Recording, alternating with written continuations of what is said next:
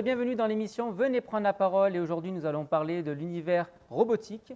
Nous allons parler également de l'inclusion numérique et de l'intelligence artificielle avec un scope plutôt tourné vers la voiture autonome. Et pour cela, j'ai le plaisir de recevoir Monsieur Michael Guérin qui nous vient de tout droit du sud-est de la France. Bonjour. Bonjour. Et bienvenue chez nous. Merci. Michael, racontez-nous un petit peu votre histoire. Qui vous êtes? Bonne question, qui suis-je? Alors, pour paraphraser Victor Hugo, je dirais que je ne suis rien, mais je compose mon rien d'un petit peu de tout, ce qui m'entoure. Alors moi, je suis, j'allais dire, j'ai deux fonctions. D'abord, je suis à la Poste, je m'occupe d'expérience client, donc de relations plutôt d'humain à humain. Et puis, je suis rédacteur en chef d'un magazine qui s'appelle le magazine des territoires numériques, où on travaille, où on réfléchit autour des transformations numériques par, pour et dans les territoires. Ce qui veut dire aussi que je m'intéresse au-delà de l'humain à tout ce qui a trait aux technologies et à leurs conséquences sur nos environnements, j'allais dire, sur nos quotidiens. D'accord, c'est dans ce qu'on va parler aujourd'hui d'ailleurs. Un petit peu, donc voilà, je précise juste, Monsieur Canedas, Tony, je peux me permettre de Oui, vous bien appeler sûr. Tony, que je ne suis pas un technicien, je ne suis pas un scientifique, c'est une vision plutôt d'utilisateur, d'éventuels utilisateurs pour des techniques qui seront développées plus tard, et voilà, et d'essayer de comprendre ce que ça peut faire, j'allais dire presque pour Madame Michu. Pour les béotiens de la techno, voilà, comprendre un petit peu comment les robots peuvent interagir, qu'est-ce qui peut nous faire peur, pas nous faire peur, et puis surtout porter le débat. Vulgariser un petit peu cet univers en gros. Vulgariser en enlevant tout l'aspect scientifique. D'accord. Tout l'aspect technologique pur, comment ça fonctionne. À la limite, ça ne m'intéresse pas. Moi, ce qui m'intéresse quand je prends une voiture, c'est de pouvoir la conduire. Comment fonctionne Oui. le moteur en soi. Bon, en revanche, savoir jusqu'où ça peut aller, la vitesse, etc. Oui, ça m'intéresse. Et si je prends les robots, l'intelligence artificielle, les voitures autonomes, c'est à la limite comment les gens dans mon petit village en Ardèche ou dans mon village en Provence peuvent être intéressés ou éventuellement avoir peur de ce qui se passe et comment les rassurer. Voilà. Et Miguel, en allant fouiller un petit peu sur les réseaux, j'ai cru comprendre que vous aviez fait un grand voyage à Las Vegas, Oui. d'ailleurs, au CES, donc Oui. le grand salon, l'un des plus grands salons de l'innovation aujourd'hui. Qu'est-ce que vous êtes allé y faire? Et racontez-nous un petit peu vos rencontres. Alors, qu'est-ce que j'y suis allé y faire? Eh ben, en fait, c'est un petit peu ça. Alors, si vous gratouillez un petit peu sur les réseaux, j'ai ce que je fais sur tous les réseaux, puis j'écris de temps en temps avec une vision, j'allais dire, candide. Donc, Oui. donc voilà. Donc l'idée, c'est d'aller voir ce qui se passe. Alors, Expliquez-nous un peu cette vision d'ailleurs, Candide, parce que- c'est un peu ce que j'ai dit précédemment, c'est-à-dire un peu le béotien, le néophyte. Et puis, voilà, moi j'aime la techno, j'aime les robots, j'aime les nouveautés, et j'essaye de voir, avec des questions parfois un peu basiques, voire un peu farfelues, à quoi ça sert. Donc, D'accord. par exemple, si je prends le CES, donc j'y suis allé il y a 2 ans, on parlait beaucoup de la technologie 8K pour la vidéo, et donc c'était le grand truc, sauf qu'il n'y avait rien qui était produit en 8K. Donc à quoi ça sert? Bon, Même voilà. le 4K d'ailleurs, aujourd'hui, il n'y a pas grand-chose qui est Oui, produit en 4K. il y a des choses qui arrivent, puis ça va arriver de toute façon, mais voilà, c'est la technologie pour la technologie, d'accord, mais concrètement, la technologie pour la technologie, ça intéresse 10 000 personnes. Mais en France, on est 67 millions. Donc, comment on peut faire pour jouer avec les gens? J'utilise bien ce mot de jeu. Et donc, Vegas, j'y suis allé comme en fait, c'est un super grand magasin, c'est un Toys R Us gigantesque pour des adultes. D'accord. Et donc, il y a de tout. Alors, c'est pas que la tech, c'est le Consumer Electronic Show. Donc, c'est bien, en gros, toutes les nouveautés électroniques. Donc, ça peut aller sur du son, de la vidéo, des chaînes EFI, du laser, et puis de la mécanique, de la mécatronique, des robots, de la 3D, de la vision, enfin des casques de réalité virtuelle, du jeu. Enfin, bon. Voilà. Et donc, j'y suis allé, j'ai eu l'opportunité par un ami qui m'a proposé d'accompagner des gens. Et donc, voilà, moi qui n'ai pris l'avion dans ma vie que 4 fois, la dernière fois étant un Paris-Marrakech, là, je me retrouvais tout de C'est pas l'autre tout à fait côté. la même destination. Non, c'est pas pareil, et sachant que j'ai un côté un peu Cabrel, moi j'ai peur de l'avion. D'accord. Voilà, vous retrouverez la chanson J'ai peur de l'avion, c'est ça. Donc là, voilà. Je suis un peu claustro, donc rester une dizaine Oui. d'heures dans un avion, voilà, moi c'était très sympa. Bientôt, peut-être, il y aura la téléportation. Ça, j'y compte bien, oui. Bah, on verra. Ça, c'est une autre histoire. C'est un truc que j'ai en tête aussi d'analyse là-dessus. Donc voilà, donc j'y suis allé pour découvrir, pour parler, pour regarder, avec cette vision candide. Et en fait, il y a plusieurs choses que je retiendrai. La première, c'est le truc qui m'a fait le plus plaisir ou le plus rigoler, c'est que j'avais mis donc sur les réseaux cette vision candide, ce partage, et un journaliste de la Dépêche du Centre, je crois, m'a contacté justement pour me poser la même question, qu'est-ce que vous allez faire là-bas, et donc j'ai fait ma première interview presse officielle dans un quotidien régional pour expliquer la tech à Madame Michu, si je peux résumer ça comme ça. Et en fait, je trouve ça beaucoup plus intéressant et porteur que de parler aux happy few, entre guillemets, toujours aux mêmes personnes qui s'intéressent aux mêmes choses, et de rester dans quelque chose, dans une bulle, quoi. Donc voilà, donc j'y suis allé comme ça, et puis après, j'ai découvert plein de choses. Le côté très rigolo du faux, hein. Vegas, c'est du TOC. C'est une tour Eiffel, des palais italiens, des trucs comme ça, mais en stuc. Enfin, c'est un Disneyland pour les grands. Et puis en même temps, un bout d'Amérique, alors qui ne vaut que ce qu'il vaut à l'endroit, même si je suis allé aussi à Los Angeles et que j'ai eu le plaisir aussi de faire Los Angeles-Vegas en traversant le désert dans une Ford Mustang cabriolet, pour des trucs bien terre à terre, mais voilà. Donc c'est un peu mon road trip avec des copains, et franchement, ça c'était sympa. Après, le côté techno, on se perd, on voit de tout, enfin, c'est absolument génial. Puis après, il y a les côtés un peu trash de l'Amérique. Donc notamment des jeunes filles plus ou moins accortes avec des plumes partant de leur partie rebondie de l'anatomie, demandant une photo pour 10 $ ou 10 $ pour une photo. Bon, D'accord. voilà, donc c'est quand même un autre côté du rêve américain. Et puis quand on sort un peu du strip et qu'on va dans d'autres endroits du Vegas, mon hôtel était dans un coin un peu paumé, un peu pourri. Voilà, mon hôtel, c'était un vieil hôtel. Et quand on voit des familles qui arrivent et qui vont jouer toute la nuit, enfin, le père va jouer toute la nuit sur des machines à sous minables, qui pèguent et tout, pendant que le reste de la famille, notamment les gamins, vont dormir. Et que le mec est capable de claquer le salaire d'une journée, enfin d'un mois, en espérant gagner, et que le seul qui gagne, c'est le casino. Voilà, ça fait un peu mal. Donc c'était les deux choses, mais avec des choses magiques, puis des choses rigolotes aussi. On est quand même dans le temple de la technologie, et la 4G et la Wi-Fi, c'était hard. Ça passait très très mal. D'accord, oh, oui, Voilà. oui, les envers du décor. Ouais. Ouais. Mais c'était vachement sympa. Moi, voilà, je suis content de l'avoir fait. Mickaël, on va revenir plutôt se recentrer sur le territoire français. Allons-y. J'avais une petite question à vous poser concernant le numérique Ouais. et les territoires. Que doit-on faire aujourd'hui pour diminuer cette fracture numérique que nous rencontrons aujourd'hui dans les territoires? Parce qu'aujourd'hui, beaucoup d'acteurs du numérique parlent plutôt avec un aspect technologique, l'objet technologique du produit, et pas cas d'usage. Vous positionnez comment aujourd'hui sur ce sujet? Moi, je vais hérisser les tenants de la grammaire et des mots en français. Moi, je vais parler de digital.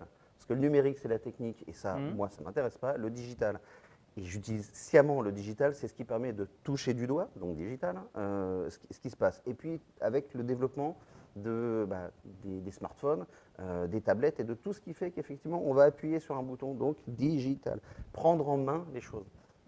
Et donc, ce qui me semble important, c'est de faire une sorte de pédagogie, de faire des cas d'usage, effectivement, et de permettre aux gens de s'approprier sans se faire peur par la machine. La force d'Apple ou de Samsung, c'est bien d'avoir produit des outils plug and play, si je peux parler français, hein, qu'on branche, qu'on utilise. Moi, je me souviens quand j'étais un peu plus jeune, quand on a pris le premier magnétoscope, le premier caméscope, il fallait se fader tout le truc, tout le mode-up, et c'était long. Aujourd'hui, quand ma gamine a récupéré un iPhone, elle n'avait jamais eu d'iPhone, pof, voilà. En 2011, dans une expérience précédente, j'avais, avec un collègue, on avait acheté les premiers iPads. Ce collègue, son fils, l'un de ses enfants est handicapé moteur et cérébral très fort. Il n'arrivait pas du tout à écrire. On lui met l'iPad, il dessine. Donc le doigt de l'écran, il dessine. On lui mettait un stylo dans les mains, il n'arrivait pas à dessiner. Voilà, c'est ça qui est intéressant. Un numérique au service du citoyen. Évidemment, au service des gens. Dans mon village, il y a un truc que j'aime beaucoup, c'est qu'à chaque carrefour, mon village il n'est pas grand, hein. Bon, Mais quand même, il y a 4-5 carrefours. À chaque carrefour, il y a un petit panneau avec un QR code. On clique sur le QR code et on tombe sur le site de la mairie avec un plan. Vous êtes ici. Ça a l'air de rien, mais ça permet quand même juste de savoir où on est. De Il y s'orienter, a, ouais. il y a une société qui a créé un truc que j'ai vu à Vegas, qui s'appelle Streetco, qui fait une sorte de Google Maps pour les handicapés, hein, pour savoir où je peux passer, pour savoir quelle station de métro je peux utiliser avec un fauteuil roulant. Voilà, savoir comment ça marche ce truc-là, c'est pas intéressant. On utilise tous Google Maps, mais personne ne sait comment fonctionne l'algorithme. Et c'est pas ça l'important. C'est vraiment comment ça arrive et comment je l'utilise et que j'ai juste à mettre un endroit d'où je pars et où je vais. Voilà, c'est ça qui m'intéresse. Et puisqu'on parlait des territoires numériques, dans la revue que l'on fait avec Jean-Philippe Delbonnel, qui est le rédac-chef et le propriétaire et le lanceur et l'inventeur de cette revue. Donc effectivement, l'idée, c'est ce que je disais tout à l'heure, c'est de parler de la révolution numérique dans, par et pour les territoires. Et donc on fait parler des entreprises qui vont parler aux élus, on fait parler des élus qui vont parler aux entreprises et aux élus eux-mêmes, des gens qui peuvent être en avance. Par exemple, vous avez reçu récemment, je crois, Cédric Villani sur ce même divan. Cédric Villani a été l'un de nos premiers politiques interviewés. Et donc, on leur demande justement de se positionner, de parler et de parler de la manière la plus simple possible. Donc voilà, c'est des interviews, c'est des petits reportages, des petites enquêtes. Voilà. Bon, après, si vous allez fouiner du côté de Delbo Press, il y a beaucoup plus de magazines que juste celui-là.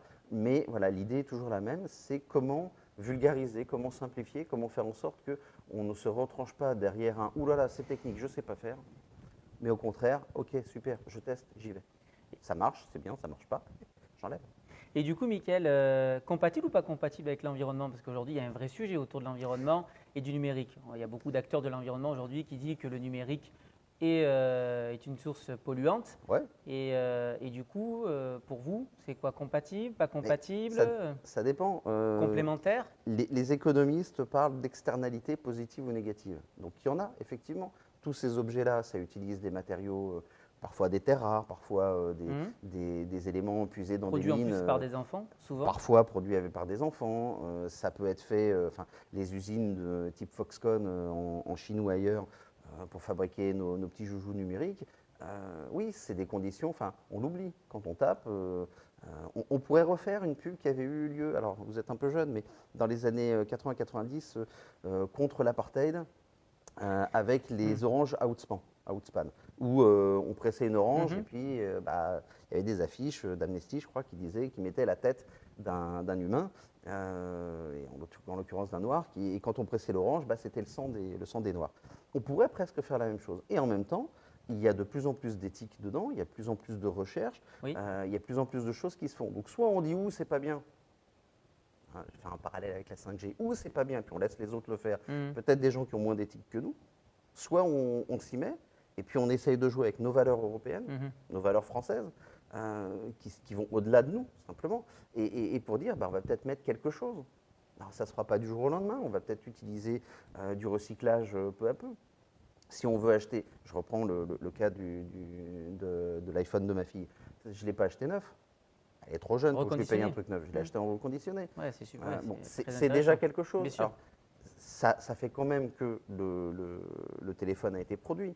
Mais voilà, là, il a été refait différemment. En même temps, aujourd'hui, les géants nous poussent un petit peu à la consommation avec le Black Friday, avec tous ces sujets-là. Oui, mais c'est toujours la sans même chose. faire C'est toujours la même chose. Moi, il y a une expression que j'utilise souvent, c'est le citoyen est l'ennemi du consommateur ou le consommateur est ennemi du citoyen. En tant que citoyen, moi, je voudrais qu'il y ait plein d'emplois en France, qu'il y ait des tas d'entreprises qui soient développées et puis qu'on paye correctement nos agriculteurs et puis que je mange du bœuf génial. Bon. En tant que consommateur, quand je vais chez mon boucher ou au supermarché, je veux juste payer le moins cher possible. Donc, où est-ce que je mets le curseur? Comment je mets le curseur? Ça peut être, je parlais d'externalité, ça peut être effectivement des conditions, des barrières à l'entrée sur notre territoire ou des barrières à l'entrée dans la conception des produits. Ce que font certains pays d'ailleurs. Voilà. Mais après c'est aussi, c'est pas aussi facile. Par exemple, moi, j'ai eu un Fairphone. Le téléphone construit dans des conditions éthiques, etc., etc. Bon, manque de bol, il n'a pas tenu. Et puis par rapport à mon usage, c'était pas cohérent. Mieux valait prendre un Samsung ou un Apple d'occasion. Voilà. D'accord. Bon, mais en même temps, ce Fairphone, je l'ai toujours.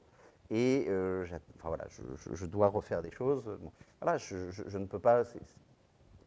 Il y a tous les éléments. L'environnement n'est pas l'ennemi du numérique, le numérique n'est pas l'ennemi de l'environnement. Simplement, ils doivent apprendre à travailler ensemble. Mais après, il y a plein de choses qui se font. Récemment, parce que vous aviez souligné que j'étais provençal, donc je travaille du côté de Marseille, il y a une dizaine de jours, il y a eu une expérience de nettoyage du port de Marseille avec des petits robots, diffusés en direct dans les salles de classe de Marseille. Alors la diffusion, voilà, je vais faire un peu de technique, très très peu, la diffusion des images qui viennent de la mer sur la Terre et dans des salles, c'est pas forcément très facile. Donc ils avaient aussi un petit robot relais. Mais ce qui était intéressant, c'était qu'effectivement, on met des technologies au service d'une action, et puis surtout, on la montre. Et les gamins, moi, pour le coup, j'aurais adoré avoir 8 ans, ou 10 ans, ou 12 ans, pour voir ça, pour voir sous la mer, pour voir, y compris toutes les saloperies qu'il peut y avoir dans le port. Oui. Mais ce qui était intéressant, c'est que ça pouvait, et je reviens au digital, concrètement, ça faisait toucher du doigt ce qui se passe et comment des outils peuvent être utilisés. Pour vous, on est plus sur un problème comportement, l'utilisation, donc l'utilisateur, Oui. que finalement la technologie. La technologie, alors, j'allais dire la technologie, elle est ni bien ni mal. C'est pas aussi simple. Longtemps, je l'ai cru. Hein. L'un de mes arguments préférés, c'est de dire que si vous prenez un marteau et un clou pour l'enfoncer sur une planche, oui, voilà, il n'y a pas mieux qu'un marteau pour enfoncer un clou sur une planche. On peut utiliser un marteau et un clou pour éclater la tête de quelqu'un. C'est pas fait pour. Mais on peut le faire. Donc, simplement, la question, c'est pas tant l'acte, mais aussi l'usage du marteau. Et pourquoi j'ai fait un marteau? Pourquoi je l'ai fait comme ça? Je vais extrapoler. On sait que les médicaments, puisqu'on parle du vaccin anti-Covid en ce moment, on sait que les médicaments sont testés sur des hommes. Donc les effets secondaires sont calculés sur des hommes. Bon, on oublie juste la moitié de l'humanité. On sait qu'une partie des travaux sur les crash tests dans les voitures sont faits sur des mannequins, au départ étaient sur des mannequins hommes. Donc pareil, les hommes à cette époque en plus conduisaient, mais ceux qui étaient à la place du mort ou du grand mulet, c'était madame et les enfants. Si on oublie ça, c'est-à-dire que la technique, elle n'est pas si neutre que ça. Au-delà des biais genrés qui peuvent exister, qu'on dit généralement que les algorithmes, c'est plutôt des mâles blancs de 30 à 50 ans. Bon, je ne veux pas faire une critique du mâle blanc de 30 à 50 ans, je dis simplement qu'il y a d'autres que le mâle blanc de 50 ans. Voilà. Et que cela, celle-là, il faut aussi. Là, je renvoie aux travaux d'Aurélie Jean d'un côté, je renvoie à mon ami Deepti Chander qui fait un travail remarquable d'inclusion numérique, de développement pour le code des enfants, pas que des filles, qui va faire des sessions de code atome très régulièrement. Je renvoie aux travaux de Irénée Regnault avec Meuvalweb ou d'autres encore de réflexion sur au-delà de l'outil. C'est-à-dire que l'outil, il sert à quelque chose. Et pourquoi celui qui l'a conçu l'a conçu? Dans quel but? Voilà. Et donc derrière, c'est à la fois l'utilisation, enfin la conception et l'utilisation. Et après, derrière, c'est aussi ce qu'on va en faire. C'est-à-dire que certains outils, je n'ai pas forcément d'idée en tête tout de suite, mais certains outils ont été pris et puis ont été dévoyés. Moi, j'en ai une justement, et je voudrais avoir votre vision là-dessus, justement sur le côté intelligence artificielle avec la voiture autonome, parce que je sais que vous avez écrit un article il y a quelques mois sur le sujet. C'est quoi, ou peut-être quelques années, je ne sais pas. Quelques semaines. Quelques semaines en plus. Bon, ben voilà, c'est encore plus court. Quelle est votre vision aujourd'hui, justement, sur ça? Alors, très rapidement. La vision, elle est simple. En fait, j'ai réagi à une réaction, une information de Elon Musk cet été qui disait l'autopilote niveau 4 et ce sera mis en place avant la fin de l'année.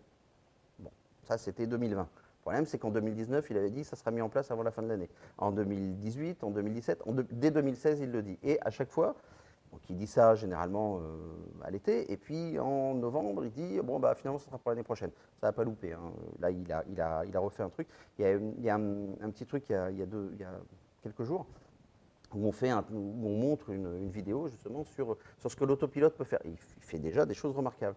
Et puis quand on lit le truc, il faut qu'il y ait quelqu'un qui soit derrière, qui ait les mains sur le volant.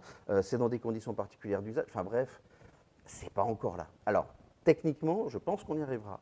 Pour moi, je ne suis pas un scientifique, je ne suis pas un technicien, mais il y a quand même des choses qui m'étonnent. C'est, la relation entre des véhicules ultra autonomes et des véhicules pas autonomes. Comment on s'insère dans le trafic. Deux, la réaction des humains, parce que Bien sûr. je crois que dans la totalité des accidents qu'il y a eu, puisqu'il y a eu des accidents avec les tests, la technique n'est pas mise en cause. Mais à chaque fois, il y a un aspect humain, d'un être humain qui aurait dû reprendre le contrôle, qui n'a pas pris le contrôle, ou des éléments comme ça, voire même dans la programmation. Ouais, l'aspect juridique aussi. Ce qui veut dire, que si jamais il y a un accident, qui est responsable? Est-ce que c'est le conducteur, sachant que normalement l'idée c'est qu'il ne conduise pas? Est-ce que c'est le concepteur? Est-ce que c'est le propriétaire? Est-ce que c'est l'utilisateur? Est-ce que si on est dans une location longue durée, est-ce que c'est le locataire, Ouais. le loueur? Est-ce que c'est Le concessionnaire, est-ce que c'est- Enfin, voilà. Ça pose beaucoup de problèmes, donc ça va se résoudre, hein. Je sais que les assurances travaillent dessus. Et après, je dirais qu'il y a deux choses. Il y a la morale machine, je parlais d'Aurélie Jean, qui va intégrer le board de Navia d'ailleurs D'accord. sur ces éléments-là notamment. Elle m'avait, pas à moi, mais elle avait montré un truc qui s'appelle Moral Machine, qui est une extrapolation du dilemme du tramway, qui en gros, c'est in fine qui doit mourir. Et le problème, c'est que la voiture autonome doit avoir une vocation internationale. Mais est-ce que la décision de laisser mourir quelqu'un sera la même chez les Américains, les Européens, les Asiatiques, les Chinois, en Afrique? Je ne sais pas. Et pour ça, voilà, moi, c'est ça toutes les questions. C'est-à-dire que le point de vue technique, je pense qu'on va y arriver. Il y a eu en tout début d'année un camion autonome qui a transbahuté de Pennsylvanie en Californie 18 000 kilos de beurre. Un camion qui s'est baladé, qui a traversé tous les États-Unis. Techniquement, on sait faire. Il s'est inséré dans le trafic. Bon, voilà. Moi, je voudrais juste savoir s'il y a un camion qui est capable d'aller dans mes routes ardéchoises, où il n'y a pas de ligne blanche, où il y a des congères parfois. Enfin voilà. Est-ce qu'il sait dire, quand on sait qu'aujourd'hui encore, si vous avez, d'après les infos que j'ai pas tout, mais quand vous mettez un panneau sens interdit et que vous mettez un scotch dessus et que ça fait un plus, aujourd'hui, ils ne savent pas encore lire. Est-ce que c'est de la vitesse? Est-ce que c'est du plus? Voilà, donc c'est tous ces trucs-là. Mais ça va être résolu à un moment ou un autre. Sauf que personnellement, je pense que, et c'était le sens de l'article que j'avais fait, croire que tout un chacun, nous, on pourra utiliser un véhicule autonome pour se rendre de chez soi au boulot, à partir du moment où on n'est pas sur des grands axes ou sur des sites protégés, j'ai un peu de mal à le croire. Peut-être, il ne faut pas dire jamais, mais pour l'instant, j'ai un peu de mal à le croire. En revanche, des véhicules autonomes pour du transport collectif, pour de l'utilitaire, pourquoi pas des trains de camions, encore qu'on parlait d'environnement. Qu'est-ce qui est le plus intéressant? Un train de 25 camions qui suivent de Paris à Marseille, ou le mettre sur un train justement, et avoir pourquoi pas un petit système autonome pour récupérer à la fin. Et puis parce que, je parlais de la Poste tout à l'heure, oui, la livraison autonome en ville, d'une manière ou d'une autre, sur des points relais ou jusqu'au domicile des gens, pourquoi pas. Mais pour l'instant, problème un peu technologique, ça va se résoudre, philosophique, éthique, assurantiel, organisationnel. Voilà, je pense qu'il y a beaucoup de choses là-dessus. Michael, nous avons un rituel dans notre émission, Aïe. c'est le jeu de mots. Je vous donne un mot, vous me dites ce qu'il évoque pour vous. On va essayer. On est là pour ça. Si je vous dis environnement. Chance. Si je vous dis numérique. Chance. Non, présent et avenir. Si je vous dis local. Et je vais encore dire chance. Local, global. Si je vous dis humanité. Bonheur. Si je vous dis bonheur. Humanité. Michael, la mission arrive à sa fin. Que souhaitez-vous faire passer comme message à nos générations présentes et futures? N'ayez pas peur. Voilà, il ne faut pas avoir peur de ce qui arrive. Il faut prendre ce qui arrive. Voilà, l'expression c'est la peur n'évite pas le danger. Si on se contente, j'allais dire d'avoir peur et de se dire « oh là là, non, j'en veux pas », ça va arriver d'une manière ou d'une autre. Je pense par exemple à la 5G, mais à d'autres, je pense aux armes autonomes, l'intelligence artificielle. Il faut qu'on prenne le débat en main, il faut qu'on s'intéresse. Quels que soient les arguments, il ne faut pas laisser aux sachants, voire aux concepteurs de ces solutions, le monopole de la communication. On le voit par exemple avec tout ce qui se passe autour des réseaux sociaux. Il faut que les utilisateurs comprennent ce qu'il y a, n'aient pas peur d'utiliser et sachent, par exemple, tout à l'heure, j'ai partagé sur Twitter une photo, comment dire, un peu olé olé, de quelqu'un qui s'est mis quelque chose quelque part dans son anatomie et qui est une petite critique sur les attestations diverses et variées que nous devons avoir pour le confinement. Bon, c'est de l'humour, c'est un peu de la provoque. Quelqu'un m'a dit c'est gênant, supprime. Non, non, je sais que ça fait réagir. Je le mets parce que d'habitude mes posts peuvent tourner, surtout le samedi, à 400, 300. Hein. Là, c'est 6000, 7000 vues. Donc c'est que ce qui m'intéresse, c'est ça, c'est emparons-nous du débat, discutons, ouvrons les portes, les fenêtres, discutons, et ne laissons pas ça simplement à ceux qui savent. On sait tous quelque chose. Mickaël, sur cette touche d'humour, je vous remercie d'avoir accepté notre invitation. Merci de m'avoir invité. Et vous êtes avec le web magazine Ville Intelligente Mag et je vous dis à très bientôt pour une nouvelle émission.